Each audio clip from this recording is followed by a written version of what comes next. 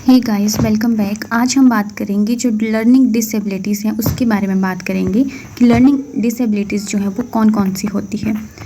तो गाइस, जो learning disability है उसमें फर्स्ट आता है हमारा डिसलेक्सिया, डिसग्राफिया, और उसके बाद आता है हमारा डिसकैल्कुलिया, डिसफ्लेक्सिया, और उसके बाद है हमारा डिस्फेजिया। तो गाइस, ये 5 जो है वो हमारी मेन जो लर्निंग डिसेबिलिटीज़ हैं जो हमारे हर एग्ज़ाम में पूछी जाती हैं। तो फर्स्ट है हमारा जो हम स्टार्ट करेंगे वो हमारा है डिसलेक्सिया।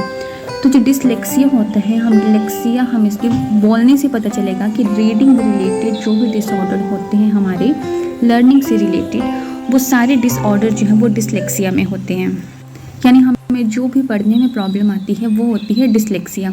पढ़ने में प्रॉब्लम रिलेटेड, जैसे कि जहाँ पर वॉज लिखा हो वहाँ पर बच्चा स पढ़ेगा, और अगर नो लिखा हो तो वहाँ पर बच्चा ऑन पढ़ेगा। यानी कि जो भी पढ़ने से रिलेटेड है बच्चे को पढ़ाई में प्रॉब्लम आती है तो वो होती है डिसलेक्सिया से related problem. So guys, next है हमारा डिसग्राफिया।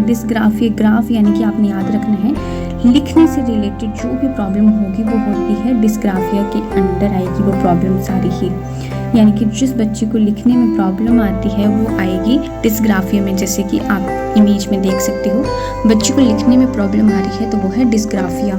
नेक्स्ट है डिसकैल्कुलिया। हम कैलकुलेशन से याद रखेंगे। जिस बच्चे को मैथ की कैलकुलेशन में प्रॉब्लम आती है, नंबर्स बुक को कैलकुलेट नहीं कर पाता है, उसको कहते हैं हम डिसकैल्कुलिया प्रॉब्लम डिसऑर्डर।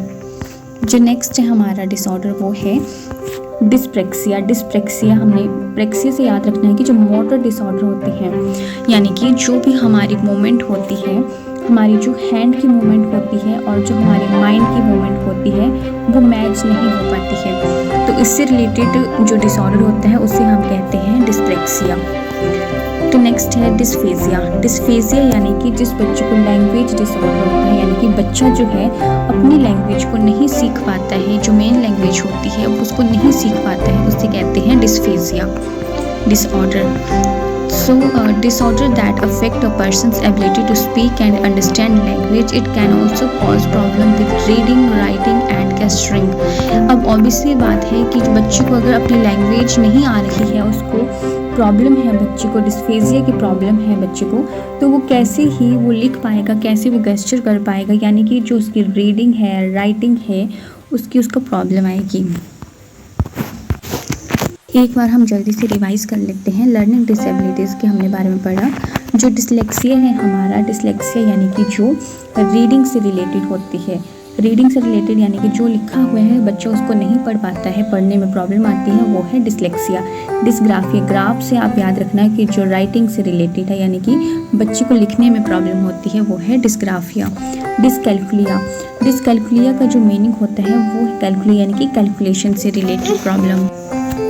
नेक्स्ट है डिस्प्रेक्सिया यानी कि डिस्प्रेक्सिया जो मैंने आपको बताया था, जो मोटर डिसऑर्डर होता है, रिलेटेड टू मोटर डिसऑर्डर, जिसमें बच्चे के जो हैंड और जो माइंड है वो कोऑर्डिनेट नहीं कर पाते हैं। जो बच्चे का आई कोऑर्डिनेशन और जो हैंड कोऑर्डिनेशन है वो उससे रिलेटेड प्रॉब्लम आती है। यानी कि मान लो बच्चे के पास बॉल आया, उसे कैच करना है, लेकिन वो उसकी जो आइज़ तो देख पा रही हैं बट उसके हैंड्स जो है वो प्रॉपर उस बॉल को कैच नहीं कर पा रहे हैं, तो दैट इज़ डिस्प्रेक्सिया। नेक्स्ट है हमारे पास डिस्फेजिया यानी कि जो लैंग्वेज डिसऑर्डर है, बच्चे को पढ़ने में प्रॉब्लम आ रही है, अपनी लैंग्वेज को सीखने में प्रॉब्लम आ रही है, वो हुआ डिस्फेजिया, लैंग्वेज डिस्फेजिया।